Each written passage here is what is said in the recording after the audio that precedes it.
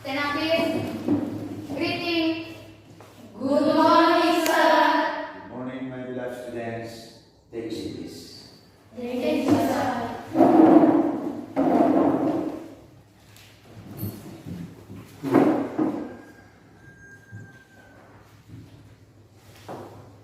Okay, my beloved students, how are you this morning? I am fine. Okay, good. Okay, before starting our lesson today, I invite someone to lead us in prayer. Fatima, please. Marilah kita menyerahkan hati dan batin kita berdoa dalam nama Bapa, Putra, dan Roh Kudus. Amin. Berdoa mulai. Selesai. Okay, thank you very much, Fatima.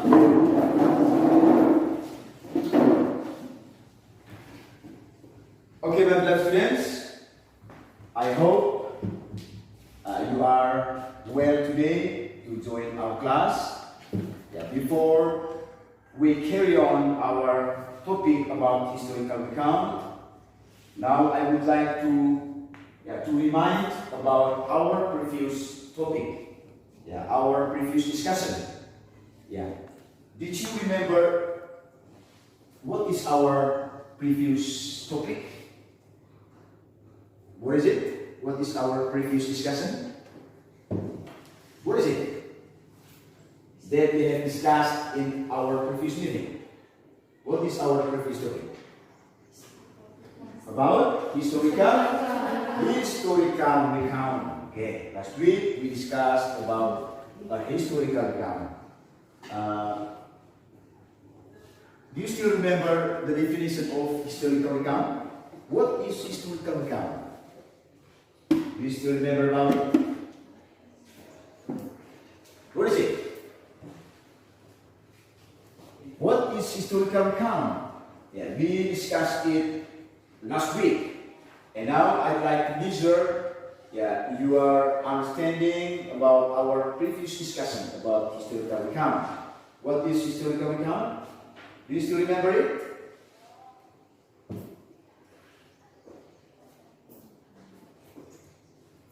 What is historical account, please?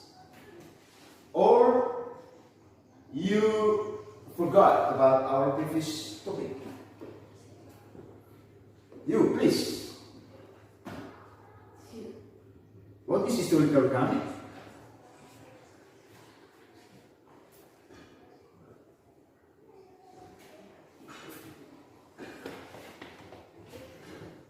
Historical account is a piece of text in English of a recount text that tells about the past event which has the historical feeling.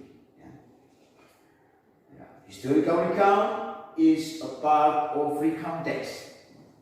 Historical recount different from the other text of recount text. As we know that recount text consists of personal recount, factual recount, and historical recount. They are a part of recount text, but they are different in their meaning and their function.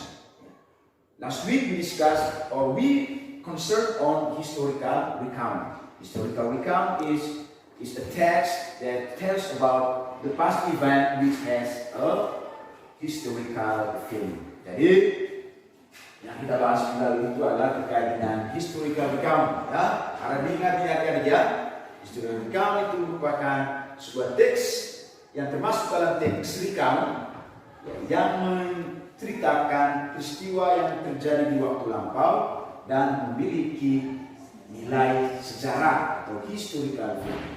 Tapi ingat-ingat adik-adik. Okay, last week I demanded you to analyze about the video. I asked you to find out the structure and the language element or the language features of historical recount. And today we are going to discuss about what is orientation, what is series of events, and what is resolution, and how to build the sentence in historical recount. So we will focus on not only in the structure of historical recount, but we discuss about the linguistic features as well. Okay? Dan hari ini kita juga akan membahas secara rinci terkait dengan struktur teksnya dan juga terkait dengan ciri-ciri kebahasaannya. Bisa paham ya dari sekalian? Oke, good. Sebelum itu, ya Bapak akan mengecek dulu kehadiran adik-adik sekalian ya. Mungkin ada yang tidak hadir. Oke.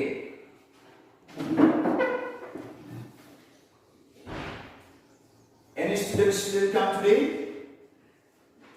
Ada siswa yang tidak hari ini? Ada ya. Saya cek ya. Oke, attention please. Maria Fatima. Oke, good. Efrasia Alsiani. Okay, good. Okay. All of you present today? Semuanya ada hari ini? One student absent. Okay, good. Okay.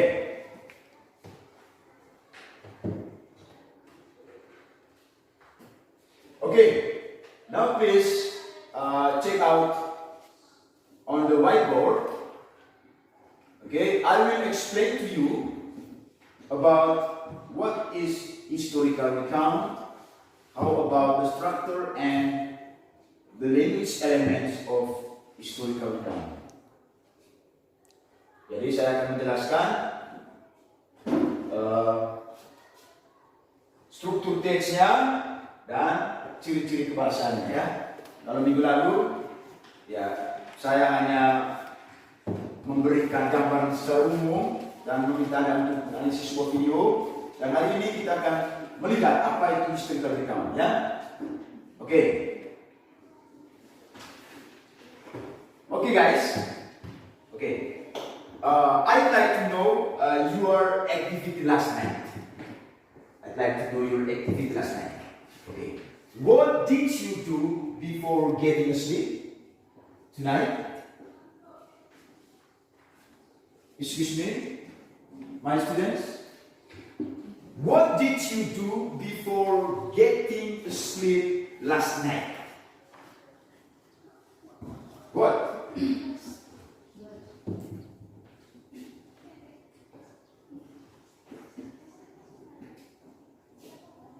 What did you do before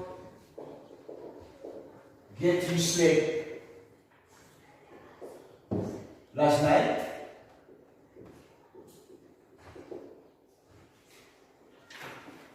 What did you do last night?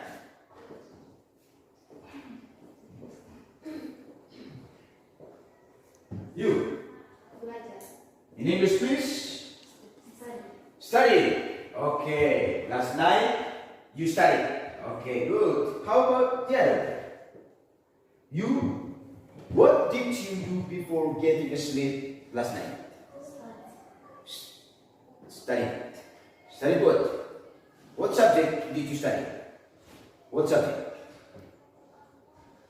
English subject or math? Or physics? Or biology? What subject did you study last night? Pelajaran apa yang Anda pelajari tadi malam? English. You studied about English subject. Okay, good. Yeah. Okay. What did you do before getting asleep last night? Ya, ada yang menjawab tadi. What study about English subject? Yeah. What television? Okay, good. Okay. Why I ask you through this sentence? Because today we will focus on the elements of historical recounts belongs to simple past tense. Jadi, mengapa saya menanyakan tentang apa yang menceritakan pada hari atau waktu yang telah lampau dengan menggunakan pertanyaan ini. What did you do before sleep last night? Tadi ada yang menjawab, ya menonton televisi. Ada yang mengatakan tadi, misalnya I studied English, gitu. Ya, I watch movie. Ya, I study English, I watch movie. Ini merupakan ya sebuah peristiwa yang terjadi di waktu lampau. Ya, mengapa saya bertanya tentang aktivitas yang dilakukan di waktu lampau? Karena hari ini kita akan berbicara tentang salah satu elemen penting dalam teks historical recount itu adalah ya penggunaan simple past tense-nya. Ya, jadi misalnya nanti Anda diberi kesempatan untuk menyusun sebuah teks historical account atau menyusun pengalaman pribadi Anda yang Anda harus kuasai, yaitu tenses past tense, ya entah itu simple past, past perfect, past continuous dan sebagainya. Bisa paham ya? Oke, good. Oke. Ya, sebelum kita berbicara lebih jauh terkait dengan linguistic features-nya, ya saya akan membahas lebih dulu ya apa itu historical recount ya. Jadi yang akan kita pelajari hari ini yaitu struktur teksnya, ciri-ciri kebahasaan. Bisa paham ya? Oke. Oke, now please take a look ya on the whiteboard. Oke. What is historical recount? Ya. Jadi apa itu teks historical recount ya? Di situ dikatakan bahwa ya, historical recount is a piece of text that used to retell factual events in the past that has historical values. Ya, ya coba siapa yang bisa membacakan ini? Ada bisa? Yang ini? Coba. Historical recount is a presentation of text that adds to little factual event in the past that has historical values. Oke, coba sama-sama historical. Historical. Historical. Historical. Recount. Recount. Recount. Recount. Peace. Peace. Peace. Peace. Ya, used. Use. Used. Use. Retell. Retell. Factual. Textual. Factual. Factual. Events.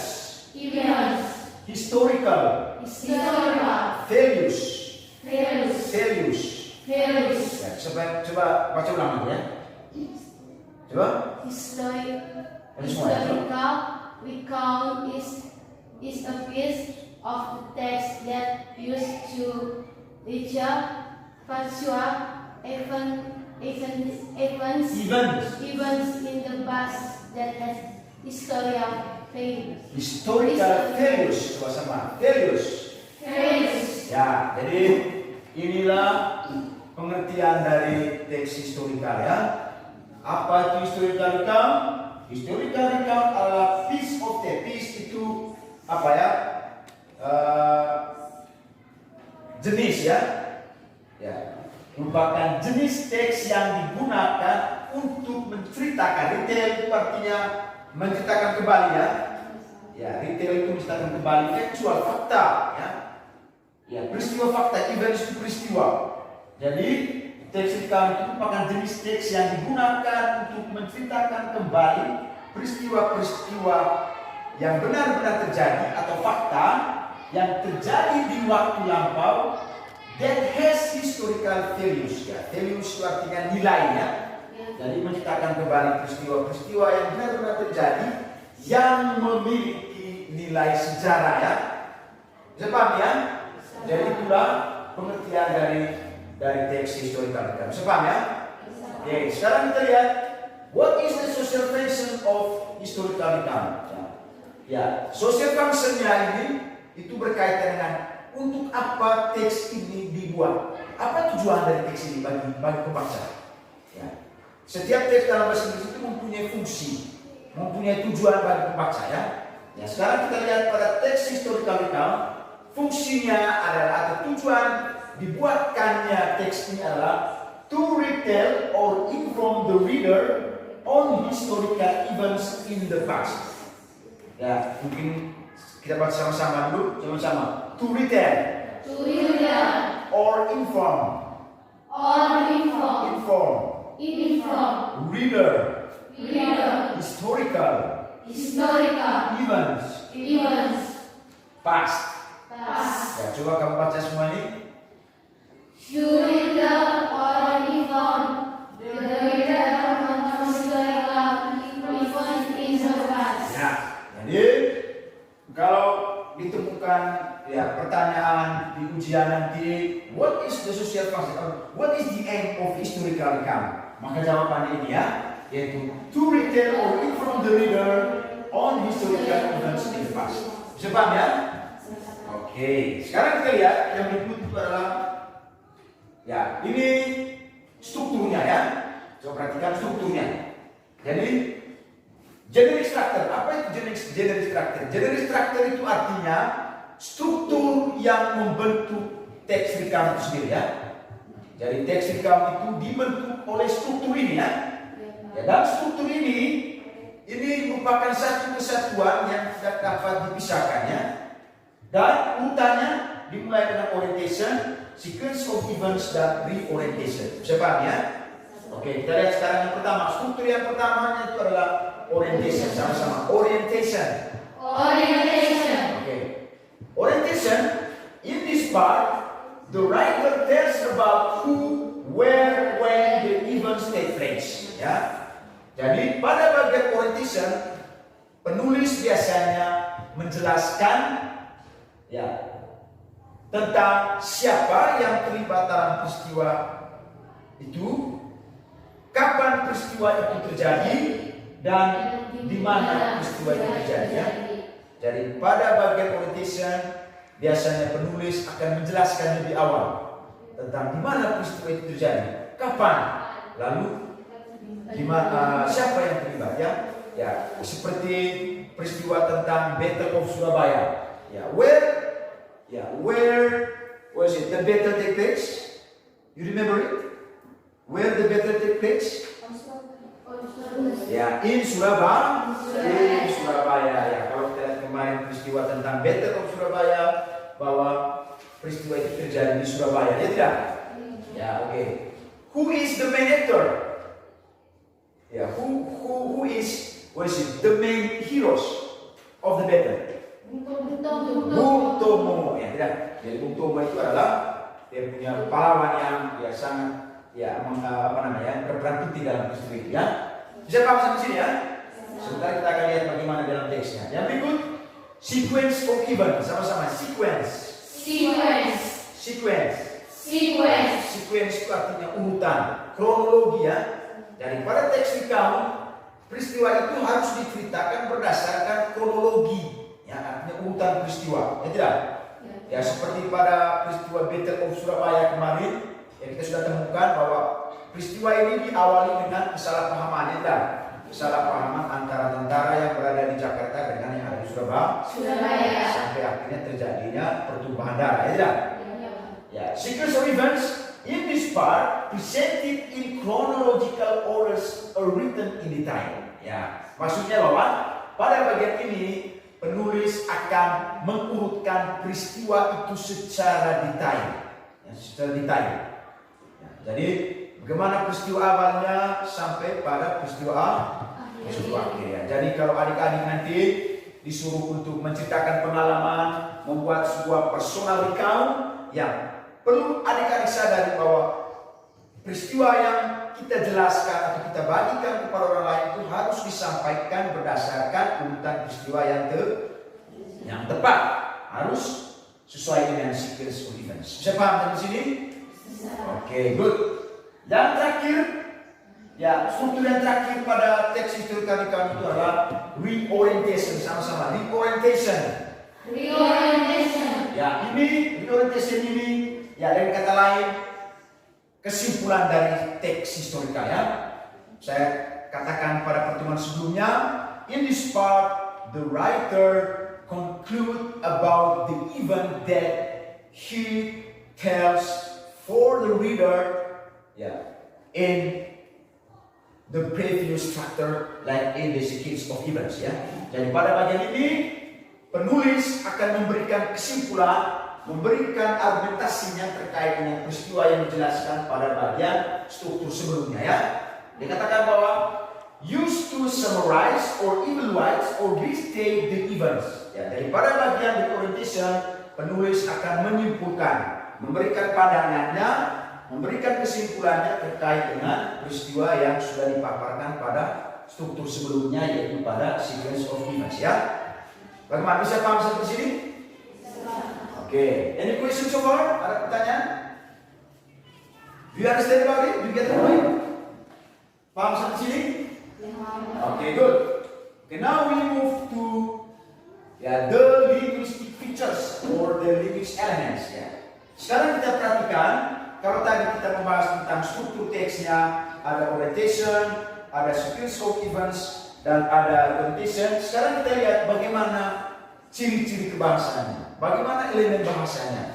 Mengapa kita harus mempelajari linguistic features? Karena bagian ini sangat penting untuk membantu kita dalam menyusun kalimat dalam historical account. What should you do to compose the sentences in historical account? Yeah, firstly, we have to understand well about the language elements of historical account. Ya, bagaimana kita bisa menyusun sebuah teks account yang benar? Bagaimana kalimatnya? Ya, supaya kita bisa menyusun kalimatnya dengan benar, maka kita harus memahami betul terkait dengan ciri-ciri kebahasaan dari teks account. Sepaham ya? Ya. Sekarang kita lihat yang pertama. Oke. The linguistic features of historical account. First, historical account using past tense. Ya, bahwa teks account itu menggunakan past tense. Ya, past tense itu artinya ya bentuk waktu lampau, gitu ya. Bentuk waktu yang sudah terjadi. Ya, past tense di sini itu dibagi lagi ya. Past tense itu ada simple past tense, ada past continuous tense, ada past perfect tense, ada past future tense dan sebagainya. Bisa paham ya? Oke, sekarang kita lihat yang pertama, yaitu tentang simple past tense. Oke, jadi kita lihat dulu tentang simple past tense. What is simple past tense? Ya. Simple past tense is the tense that we use to explain about the past event and the event is over or is ended in the past time. Oke?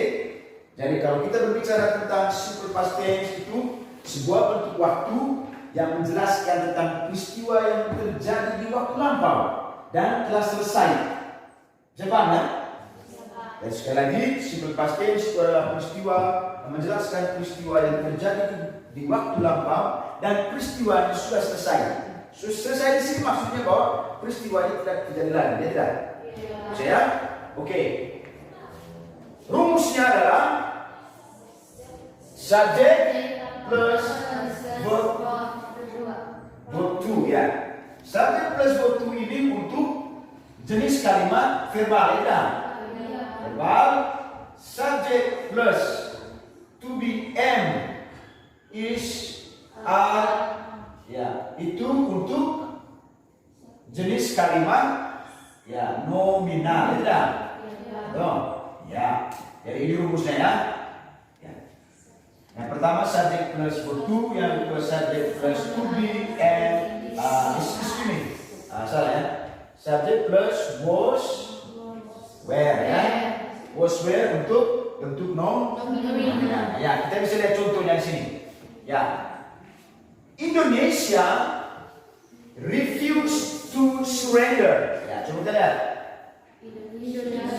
Indonesia refused to surrender. Ya. Kalimat ini menggunakan pola simple past tense, ya. Ya.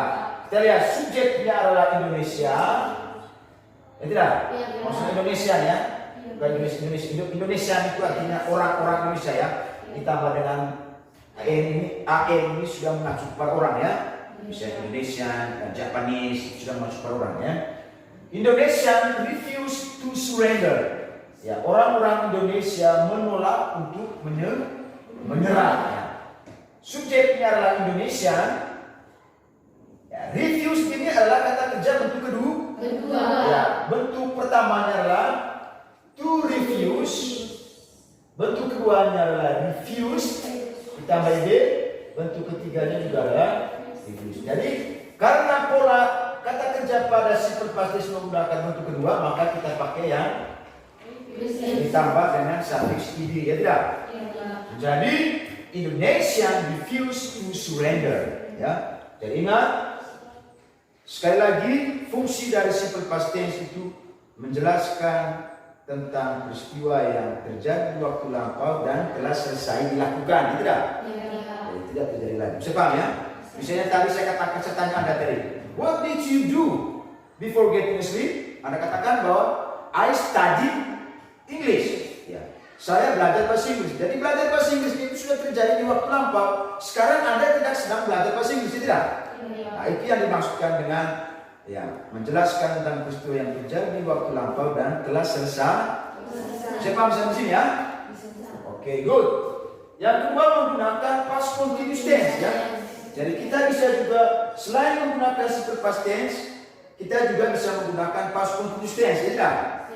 Ya, contoh kalimat formulasinya itu adalah atau patternnya subject, ya, subject plus was, where ditambah dengan ya kata kerja bentuk ing, ya tidak? Subject was, where ditambah ing. Contohnya, ya, Brigadier Malabi was approaching to Red Bridge, ya, ya. Jenderal Malabi atau Brigadier Malabi mencoba sedang mendekati, ya, sedang mendekati jembatan merah. Ya. Maksudnya apa? Sekarang kita lihat apa itu pengertian dari past continuous tense. Past continuous tense itu adalah bentuk waktu yang menjelaskan peristiwa yang sedang terjadi di waktu lampau. Bisa paham ya? Sekali lagi menjelaskan tentang peristiwa yang sedang terjadi di waktu lampau. Kita lihat contohnya seperti ini. Brigadier Malabi was approaching to Red Bridge. Bahwa Brigadier Malabi sedang mendekati jembatan merah. Ya. Ingat peristiwa itu sudah terjadi di waktu lampau ya? Ya. Terjadi di waktu lampau, sedang terjadi di waktu lampau. Jadi itu penggunaan dari past continuous tense ya. Bisa paham ya? Oke, good. Yang berikut past perfect tense. Ya, jadi past perfect tense ini juga bisa kita pakai. Ya, karena tadi dikatakan salah satu elemen bahasa pada historical recount itu adalah menggunakan past tense. Ya, maka semua bentuk waktu yang termasuk dalam past tense itu semua bisa dipakai dalam teks historical recount. Ya. Misalnya past perfect tense juga termasuk. Bisa paham sampai sini? Ya. Apa itu past perfect tense? Ya.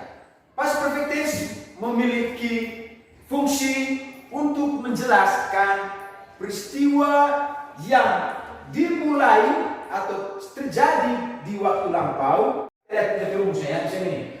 Subject plus head plus verb 3 ya. Contohnya, Mr. Malabi had killed when Indonesian army arrested him. Maksudnya bagaimana? Ya. Mr. Malabi telah dibunuh, ya. Dia telah dibunuh ketika Indonesian Army menangkapnya, mencoba untuk menangkapnya, ya. Biasanya pada past perfect tense ini dia menjelaskan dua peristiwa yang berbeda, di mana satu peristiwa itu terjadi lebih dulu, kemudian diikuti oleh peristiwa lain. Bisa paham sampai sini ya? Misalnya, ya, ya. I had cooked when my friend knocked the door last night. Ya. Tadi saya katakan bahwa past perfect tense itu dia menjelaskan dua peristiwa yang berbeda, di mana satu peristiwa yang terjadi lebih dulu sebelum peristiwa lain terjadi. Bisa paham ya? Misalnya, I had cooked when my friends knocked the door last night. Saya sudah selesai memasak, ya, ketika teman saya mengetuk pintu tadi malam. Jadi kedua peristiwa ini sudah selesai terjadi, bukan terjadi sekarang lagi, sudah selesai ya tidak? Ya. Akan tetapi di situ ada dua peristiwa yang terjadi dalam waktu yang berbeda.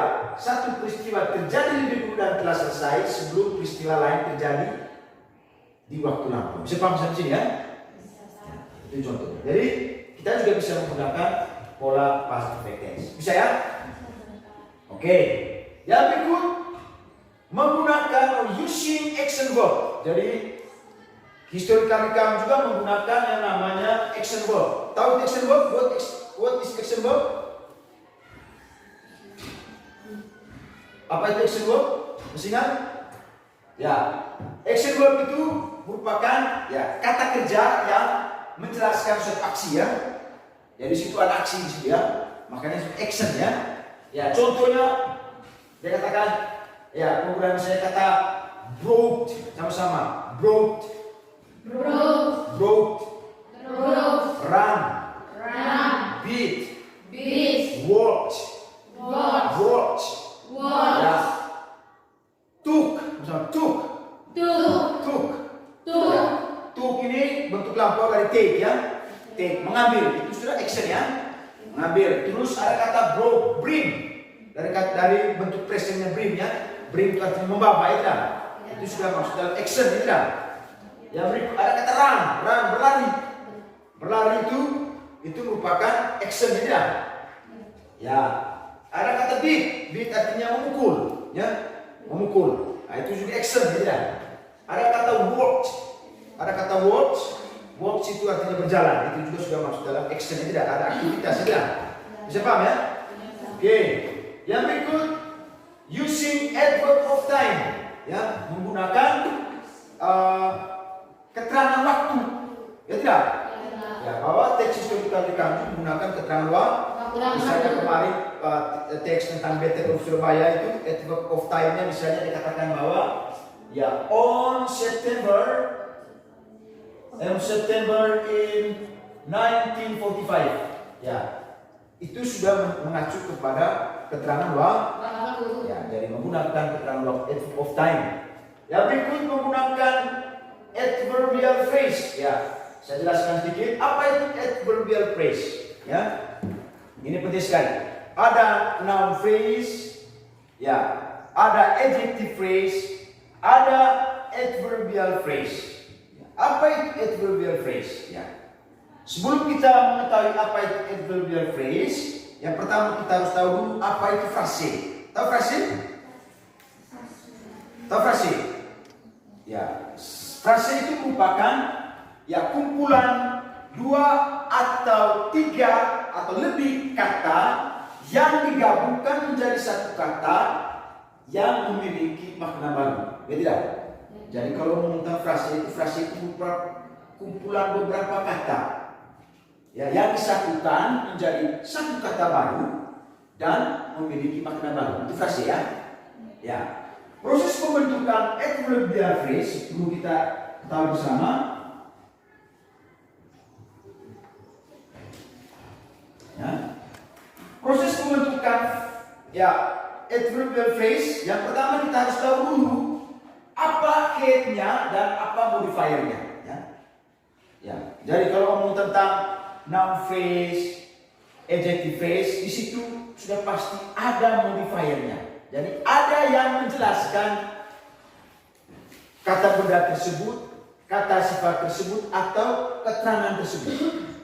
Karena di sini adverb yang kita bicarakan tentang adverbial phrase, maka adverbnya itu adalah headnya atau kepalanya. Head di sini maksudnya adalah kata yang diterangkan, ya, bisa paham ya? Kata yang diterangkan. Siapa yang menerangkan head ini sebentar? Yaitu yang kita sebut dengan modifier. Ya. Modifier itu artinya kata yang menerangkan, ya. kata yang menerangkan apa yang menjadi headnya. Karena yang kita bahas di sini adalah adverbial phrase, adverb, maka otomatis adverbnya adalah kepalanya, artinya kata yang akan diterangkan, ya. Sekarang apa itu modifier? Ya, modifier di sini dibagi menjadi dua. Yang pertama ada adverb of degree dan ada adverb of manner, ya.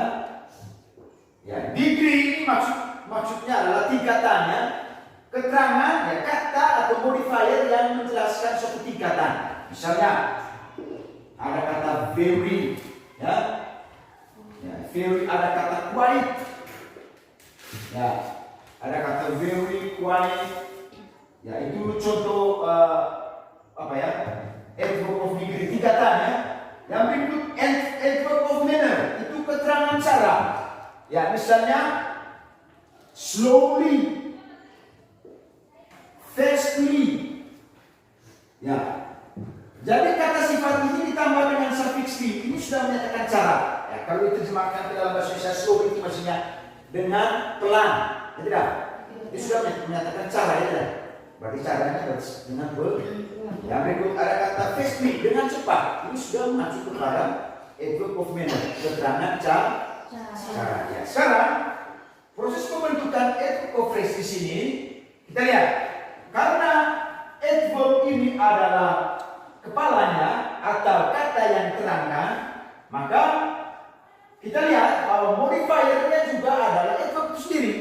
Karena biasanya pada noun phrase, adjective phrase, yang menjadi modifier itu biasanya itu adalah adverb, entah itu adverb of manner maupun adverb of degree. Nah, sekarang pada bagian ini kita lihat contoh ini. Misalnya, ya, dikatakan misalnya, dikatakan Doni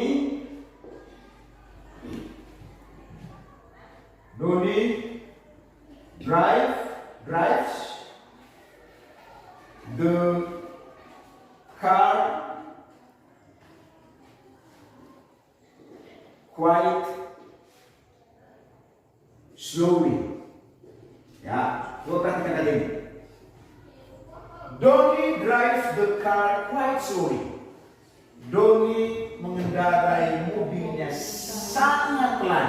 Ya, inilah yang kita sebut dengan adverbial phrase, ya, quite slowly, ya, di mana quite ini adalah adverb of degree-nya, slowly ini adalah keterangannya atau adverbnya. Bisa paham, ya?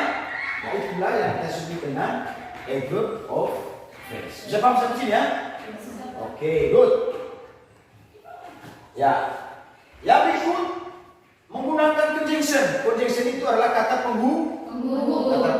Contohnya, ya, tapi kata penghubung yang dimaksudkan dalam historical account itu adalah kata penghubung yang berkaitan dengan urutan peristiwa, ya. Ya, misalnya ada kata before, after, then, finally. Ya, itu kata-kata yang kata penghubung yang berkaitan dengan urutan peristiwa, ya. Bisa paham, ya? Ada kata before, after that, then, dan sebagainya. Bisa paham sampai sini, ya? Yang berikut menggunakan proper noun. Tahu proper noun? Ya, proper noun itu proper noun itu lawannya common noun. Ya. Proper lawannya common. Ya. Proper noun itu bentuk, ya, bentuk spesifik dari common noun, ya. Ya, contohnya, ya, kalau common noun-nya adalah misalnya country, ini dia punya common noun-nya, commonnya. Maka propernya adalah Indonesia. Bisa paham, kan? Bisa paham, ya? Common noun itu adalah kata benda nama diri umum. Bisa paham, ya? Sementara proper noun itu adalah kata benda nama diri khusus. Contohnya, country ini adalah kata benda, ya, kata benda nama diri umum, ya tidak? Negara, ya tidak? Proper noun adalah Indonesia. Indonesia itu adalah nama spesifik dari suatu negara. Bisa paham sampai sini? Mengerti ya? Ya, jadi itu adalah ciri-ciri kebahasaan yang harus dikuasai oleh adik-adik sekalian agar kita bisa menyusun sebuah teks kita. Oke? Ya, sekarang coba kita lihat contohnya. Nah, ini adalah contohnya ya. Ya, ini teks historical account tentang Battle of Surabaya ya. Bisa lihat ya? Ya, jadi yang bagian kiri ini merupakan struktur teksnya, sebabnya, dan bagian kanan saya ini adalah ciri-ciri kebahasaannya ya. Sekarang kita lihat. Dan ada berapa paragraf? Ada 1, 2, 3, 4, 5 ya.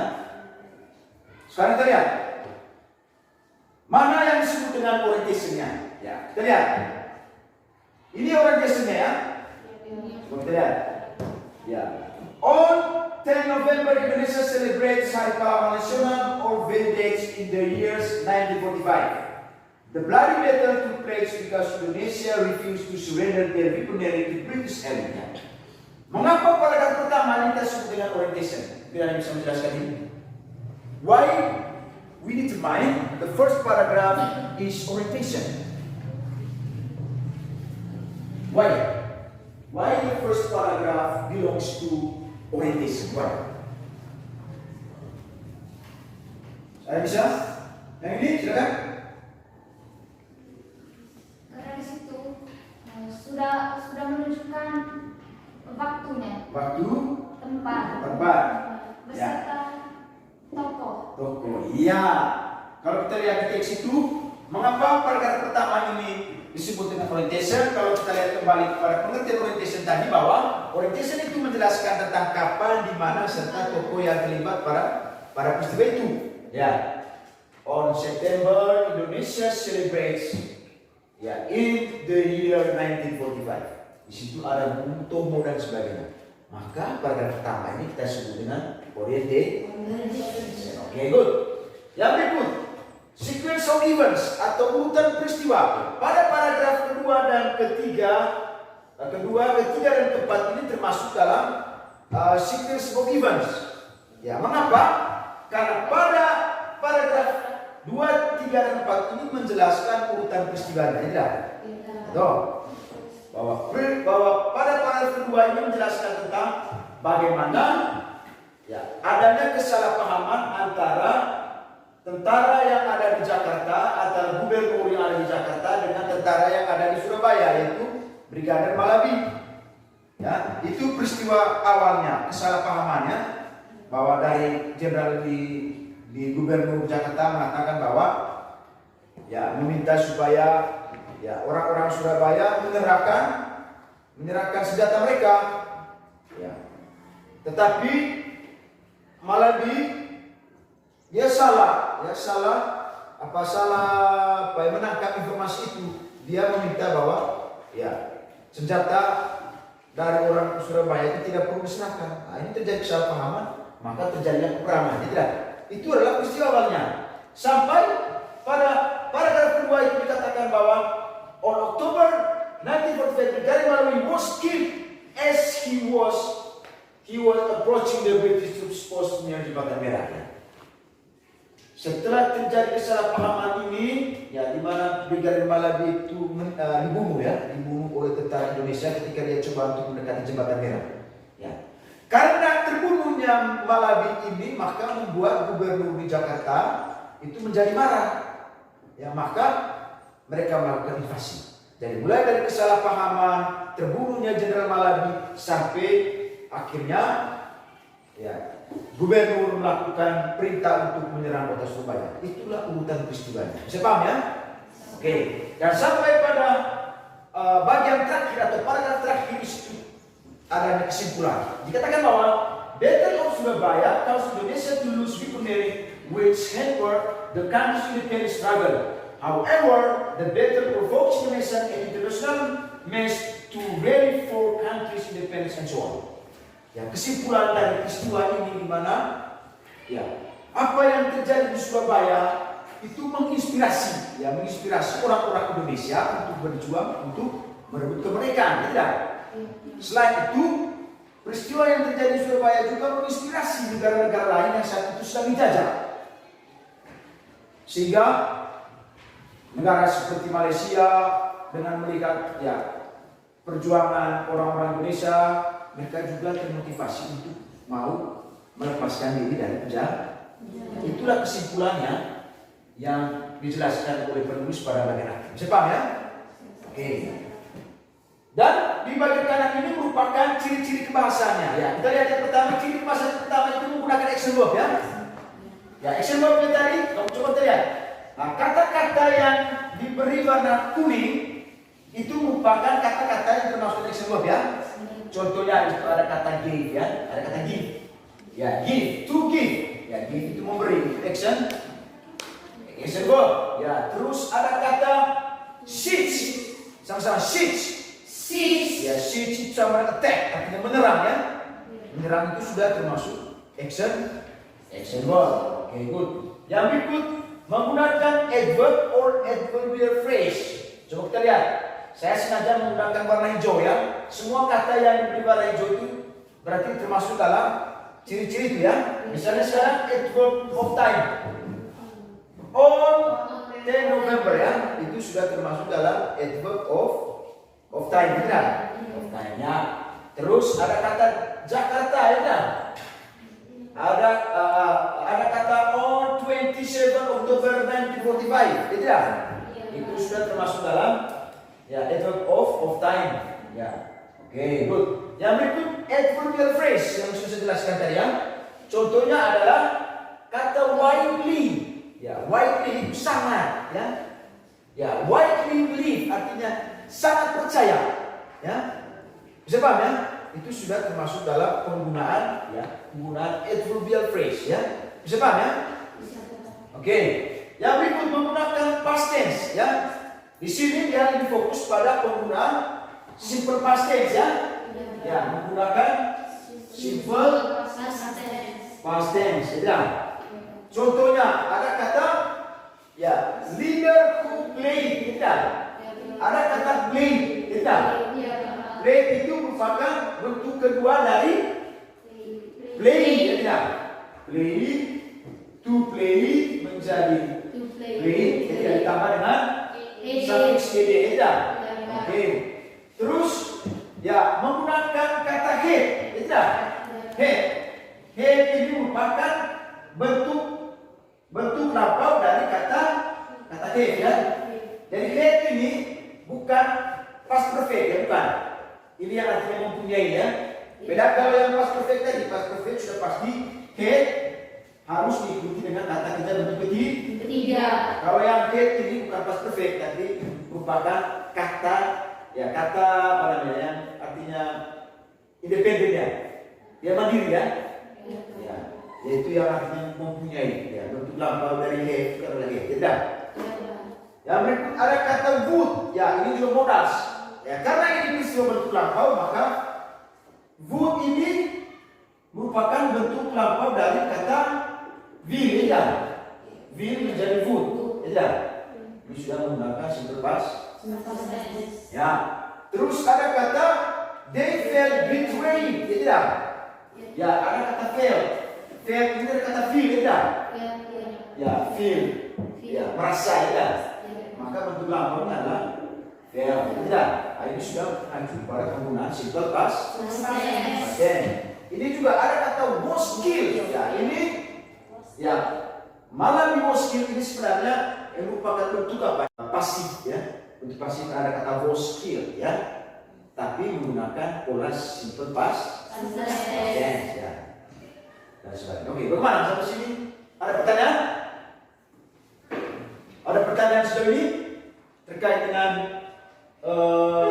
struktur atau ciri-ciri kebahasaan dari teks Strengkalika? Ada yang bertanya? Sudah? Paham sampai sini?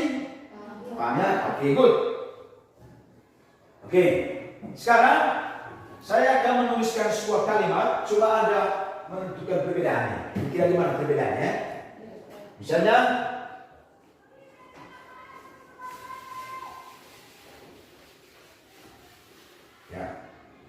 Jadi sekarang saya katakan misalnya,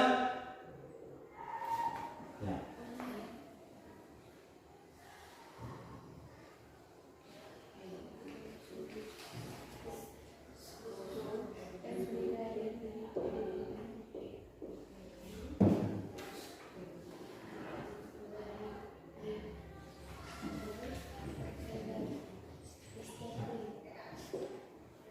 Dia katakan, yang pertama, kalimat pertama, I go to school every day.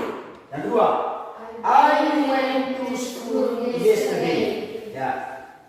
Sekarang coba adik-adik perhatikan dua kalimat ini. Kira-kira apa perbedaan dari dua kalimat ini?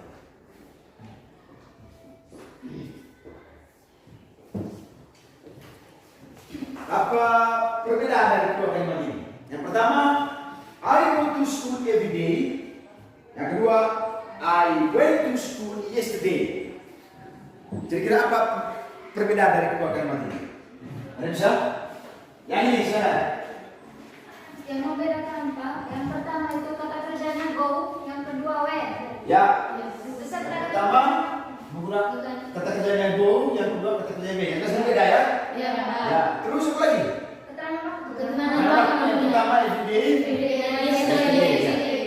Ya. Sekarang kamu mau tanya, memang kalau secara tulisan sudah pasti berbeda ya tidak? Iya, Pak. Ya. Kalimat go dan when ini memiliki makna yang sama, artinya pergi. Ya tidak? Sama-sama artinya pergi. Ya. Mengapa pergi yang pertama ini menggunakan go, mengapa pergi yang kedua menggunakan when? Tidak. Go itu kata pertamanya dan wall itu kata keduanya. Ya, itu jawabannya ya.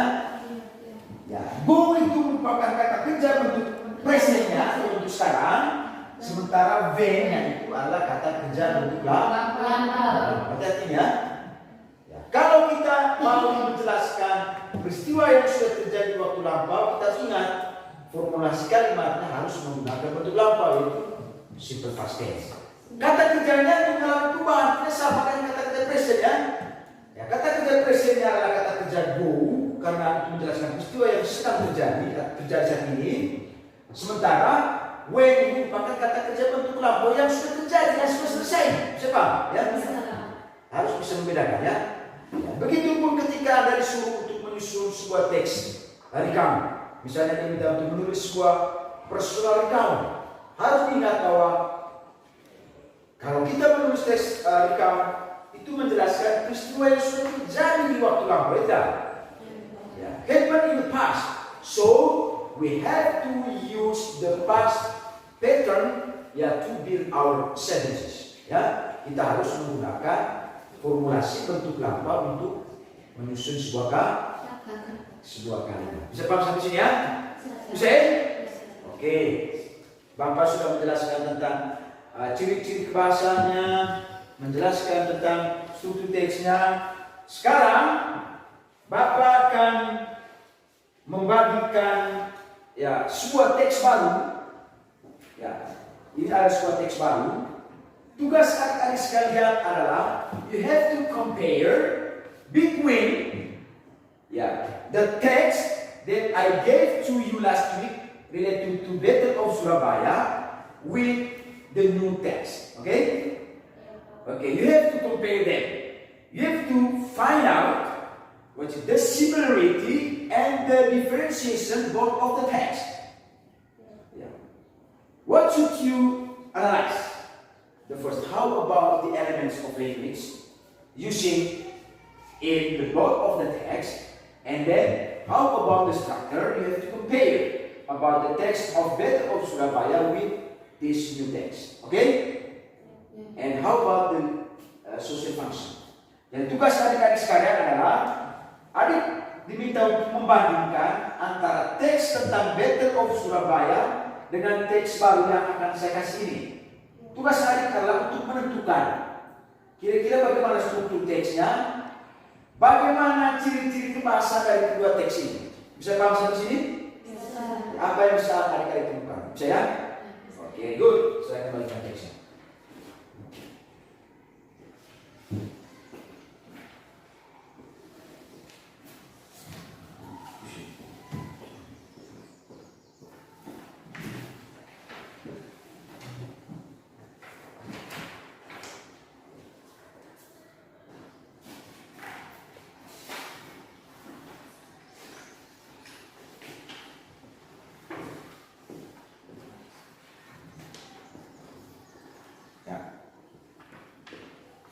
Waktu yang diberikan itu adalah 10 menit. Ya, jadi Anda coba membandingkan kedua teks yang ada di sini.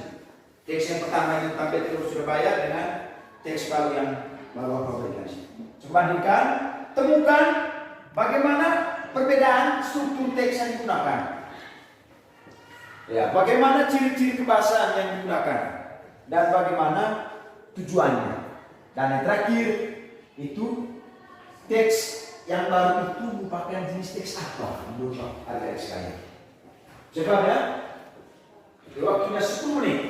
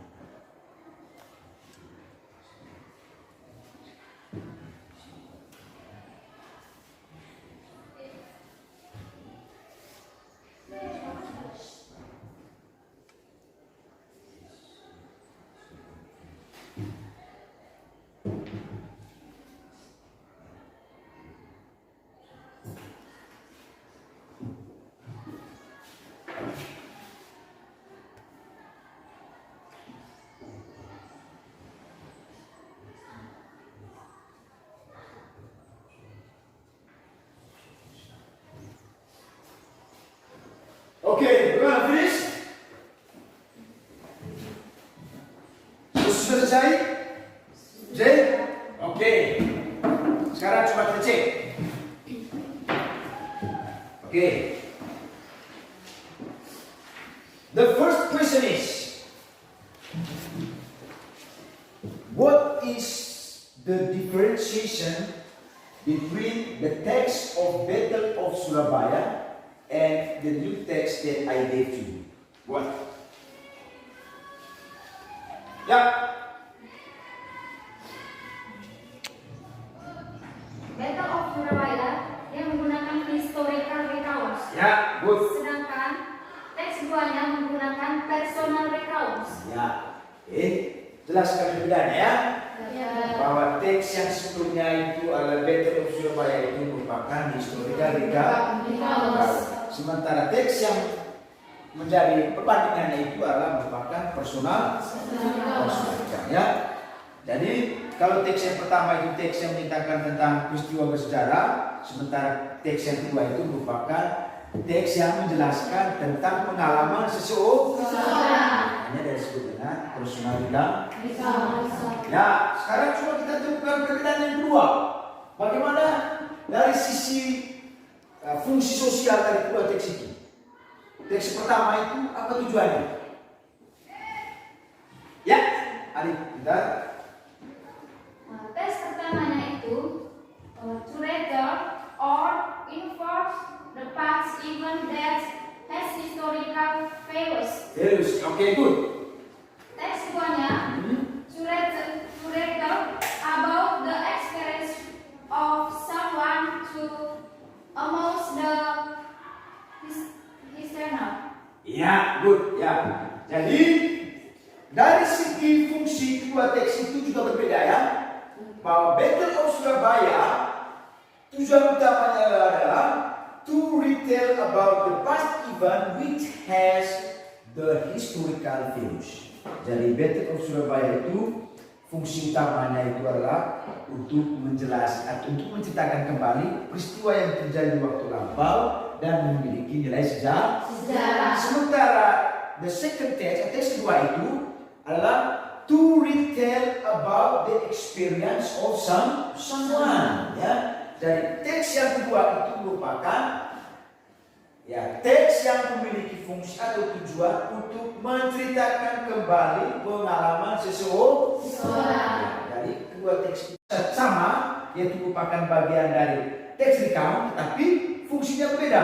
Kalau teks yang pertama tadi menceritakan peristiwa yang terjadi waktu lampau, tetapi dia memiliki nilai sejarah, ya. Sementara teks yang kedua itu dia hanya menceritakan kembali tentang pengalaman seseorang. Ya, bisa paham ya? Oke. Yang berikut, ya, bagaimana dengan ciri-ciri kebahasaannya?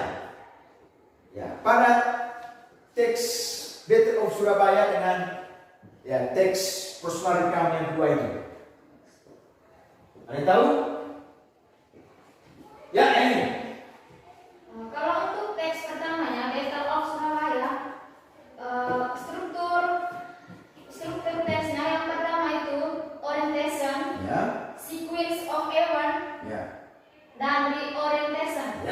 Sedangkan untuk teks keduanya, orientation, series of events. Fungsinya berbeda. Kalau teks yang pertama tadi menceritakan peristiwa yang terjadi waktu lampau, tetapi dia memiliki nilai sejarah, ya kan? Sementara teks yang kedua itu dia hanya menceritakan kembali tentang pengalaman seseorang. Ya, bisa paham ya? Oke. Yang berikut, ya, bagaimana dengan ciri-ciri kebahasaannya? Ya, pada teks Battle of Surabaya dengan teks personal recount yang kedua itu. Ada yang tahu? Ya, ini.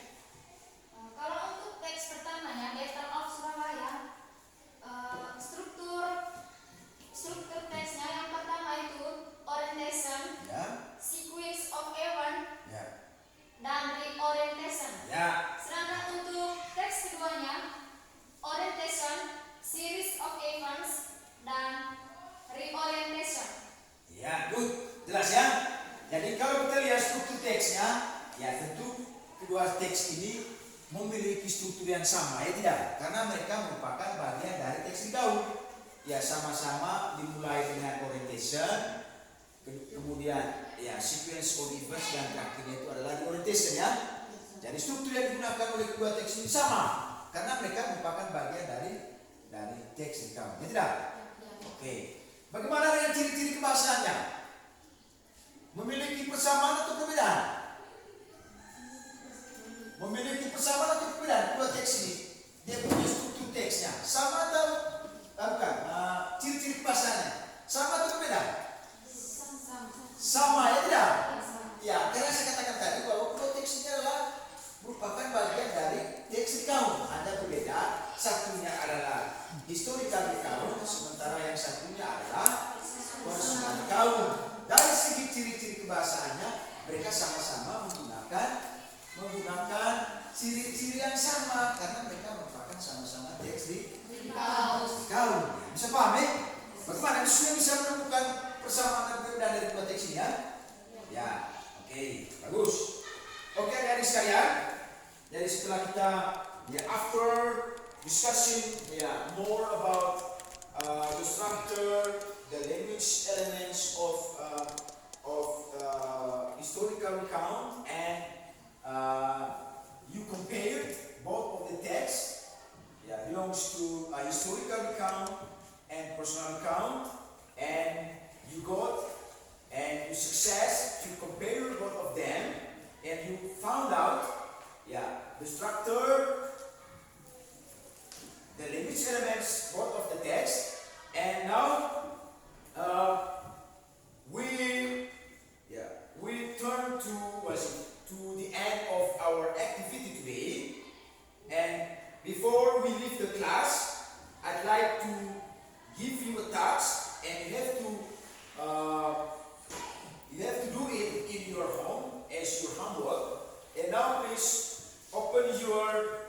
worksheet page 5.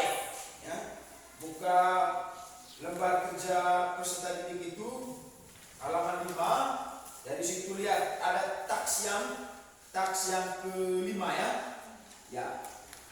Your task is you have to rearrange rearrange the paragraph. Yeah.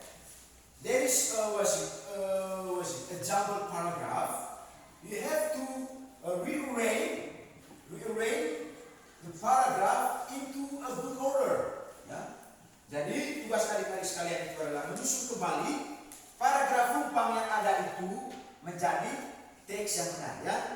Jadi itu adalah teks tugas yang Anda kerjakan di rumah. Bisa paham sampai sini? Oke, my students, any questions so far? Ada pertanyaan sejauh ini?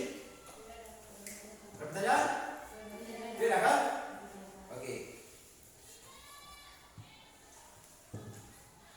Okay, my dear students, thank you very much for your attention, for your attendance today. I hope what we have discussed today stick in your mind, and you have to give me questions if you still confused about our topic. Okay? Okay. Thank you very much for your coming, and we close our meeting today with a prayer. I invite someone to lead us in prayer, please.